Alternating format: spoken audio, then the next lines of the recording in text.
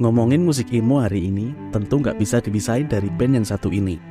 Band yang tergolong baru namun kemunculannya mampu memberi pengaruh yang cukup besar dalam landscape scene emo hari ini. Mereka adalah Movement.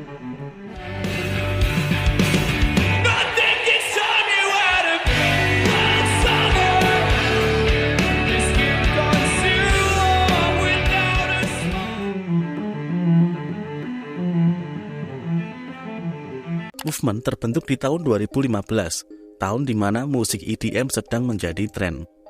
Mereka hadir justru ketika dunia sedang menghujat habis-habisan apa saja yang berkaitan dengan emo, mulai dari musik sampai fashionnya. Ketika para abang-abangan emo era MySpace seperti Skrillex, Paramore, dan yang lainnya berbondong-bondong berubah jadi anak EDM dan menyembunyikan keemoannya, sekumpulan anak muda dari California ini malah nekat bikin band emo. Kemunculan mereka yang menerobos tren musik populer ternyata dirayakan oleh banyak anak muda yang diam-diam telah lama menanti juru selamat senjakala emo. Dalam banyak hal, hadirnya Movement adalah batas ketika satu era emo berhenti dan era setelahnya bermula. EP pertama mereka yang rilis di tahun 2016 menjadi sebuah gebrakan yang berani dari apa yang kini kita sebut sebagai emo revival.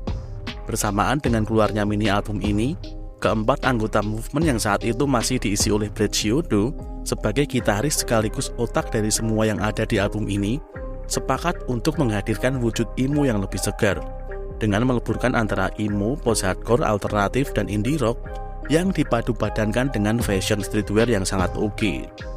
EP ini kemudian disambut oleh anak-anak emo sebagai lompatan artistik yang layak dirayakan.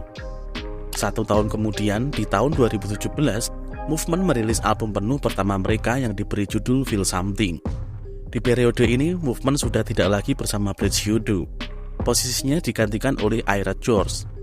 Peran Will Yip sebagai produser di album ini sukses membawa Movement ke level yang berbeda.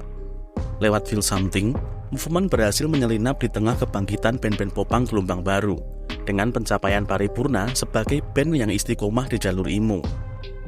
3 tahun berselang, di tahun 2020, Movement kembali merilis album penuh kedua bertajuk No Good Left to Give. Jika dibandingkan album-album sebelumnya yang penuh teriakan, album ini terasa lebih tenang.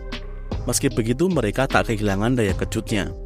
Di album ini mereka bermutasi dengan anasir-anasir non-emo seperti alternative rock dan ambient yang sulit ditebak.